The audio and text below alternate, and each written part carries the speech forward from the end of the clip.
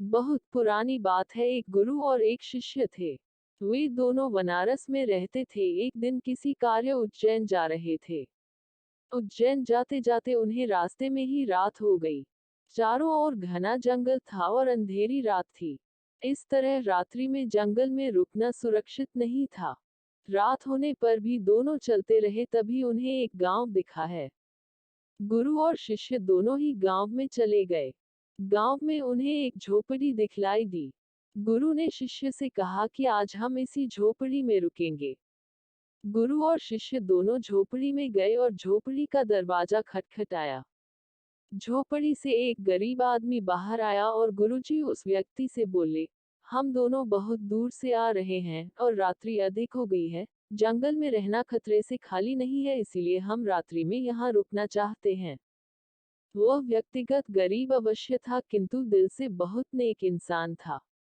उसने सम्मान पूर्वक गुरु और शिष्य को झोपड़ी के अंदर बुलाया और उन्हें स्वादिष्ट भोजन करवाया और रात्रि में सोने के लिए बिस्तर भी लगा दिए। भोजन करने के पश्चात गुरुजी ने उस गरीब व्यक्ति से पूछा, तुम्हारा घर तो बहुत छोटा है, किंतु तुम दिल के बहुत धनवान हो। तुम्हारी रोजी रोटी का साधन क्या है? उस गरीब व्यक्ति ने गुरु के मुंह से अपनी प्रशंसा के लिए धन्यवाद दिया और बोला, मेरे पास इस गांव में सबसे अधिक जमीन है, किंतु वह जमीन बंजर है जिस पर किसी भी प्रकार की खेती संभव नहीं है। इसलिए मैंने अपनी रोजी रोटी पालन के लिए एक भैंस रखी है। उसी भैंस का दूध और घी बेचकर मैं अपनी रोजी रोटी चलाता हूँ। उस व्यक्ति की बात गुरु जी को कुछ अजीब सी लगी, किंतु वह कुछ नहीं बोले और सोने चले गए। देर रात में गुरुजी उठ गए और अपने शिष्य से चलने के लिए कहा। दोनों गरीब व्यक्ति को बिना बताए घर से निकल गए और जाते जाते गुरुजी उसकी भैंस को अपने साथ ले गए। अपने गुरु का यह आचरण शिष्य को अच्छा नहीं लगा और वह बोला, गुरुजी, इस गरीब व्यक्ति के पास रोजी रोटी का यही एकमात्र साधन है। अगर हम इसे ले गए तो यह व्यक्ति अपनी रोजी रोटी कैसे चलाएगा? उद्धरण चिन्ह। अपने शिष्य की ऐसी बातें सुनकर गुरुजी मंद मंद मुस्कुराए और शिष्य से बोले, आज से ठीक 10 वर्ष पश्चात तुम इसी स्थान पर आना और इस व्यक्ति से फिर से मुलाकात करना। भोर होने के पहले ही गुरु और शिष्य भैंस लेकर उस गांव से बाहर निकल गए। धीरे धीरे कई वर्ष बीत गए।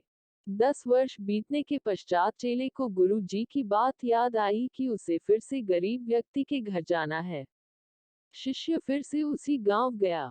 गांव जाते ही उसने देखा कि जिस स्थान पर झोपड़ी थी, ठीक उसी स्थान पर एक आलीशान मकान बना हुआ है। ये देखकर उसे बड़ा आश्चर्य हुआ। शिष्य मकान मालिक से मिलना चाहता था। जैसे ही शिष्य मकान के पास गया, उसने उसी गरीब व्यक्ति को देखा, किंतु इस बार गरीब व्यक्ति बहुत अच्छे कपड़े पहने हुआ था और देखने में बहुत ही संपन्न प्रतीत हो रहा था। शिष्य उस व्यक्ति के पास पहुंचा और बोला, क्या आपने मुझे पहचाना? मैं वही बालक हूं जो आज से 10 वर्ष पहले रात्रि हो जाने के कारण अपने गुरु जी के साथ आपके घर रुका था। बैकस्लैश। वह व्यक्ति झट से शिष्य की बातें सुनकर उसे पहचान गया और बोला, हाँ हाँ, मुझे बहुत अच्छे से याद है। उस रात्रि अगर आप लोग मेरी झोपड़ी में नहीं आए होते तो शायद आज भी मैं उसी दरिद्रता में जी रहा होता। उस रात आपके जाने के बाद मेरी भैंस भी कहीं चली गई थी और मेरे रोजी रोटी के लाले पड़ गए थे। मैंने अपनी बंजर जमीन पर मेहनत की और अथक परिश्रम के पश्चात उस जमीन को उपजाऊ बना लिया और अब उस बंजर जमीन पर मेरी हरी भरी फसलें लहरा रही है। इसी जमीन की बदौलत मैं आज इस गांव का सबसे संपन्न किसान बन गया हूँ। शिष्य को अब समझ में आया कि गुरुजी उस रात उस व्यक्ति की भैंस क्यों ले गए। शिष्य के मन में अब अपने गुरु के लिए पहले से भी कई गुना अधिक सम्मान था। शिक्षा। गुरु और शिष्य की इस कहानी से हमें शिक्षा मिलती है कि गुरु द्वारा लिए गए निर्णय देखने में भले ही कठोर लगे, किंतु वो लोगों की भलाई के लिए ही उठाए जाते हैं।